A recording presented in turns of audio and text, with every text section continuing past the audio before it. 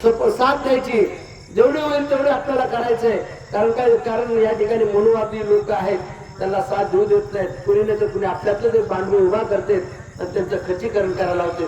परंतु आपण बाबासाहेबाला नाही पाहिलं, यशवंतरावला नाही पाहिलं, त्याच्या नातवाला पाहतोय.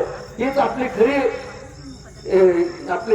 आपल्याला हीच समजायचं किंवा आभार मानायचंय की आम्ही कमीत कमी बाबासाहेबाच्या नातवाला तर पाहतो.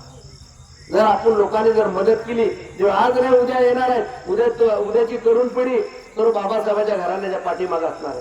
बरेच लोक आले आणि गेले बी.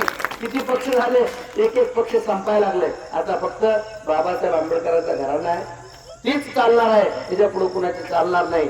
अशी येतील किती आणि जातील किती, परंतु आता येणारी ही लहान लहान मुलांची पिढी आहे, त्याला बाबासाहेब म्हणून जर आई वडिलांनी शिकवलं, सर्व माता भगिनी जर आपल्या मुलांना जर सर्व मार्गदर्शन केलं. त्या ठिकाणी भारतीय बौद्ध महासभा आहे, या ठिकाणी समता सैनिक दल आहे, या ठिकाणी रिपब्लिकन सेना आहे, या ठिकाणी पीपल एज्युकेशन सोसायटी आहे, या ठिकाणी बौद्धजन पंचायत आहे. त्या सर्व सोसायट्याला जेवढे बाबासाहेबांनी सोसायट्या बनवलेल्या आहेत, त्या सोसायट्याचा आपण कुठं नाही तर कुठं मेंबर होऊन बाबासाहेबांचं कर्ज फेडावं, एवढंच बोलतो. मी इथं थांबतो.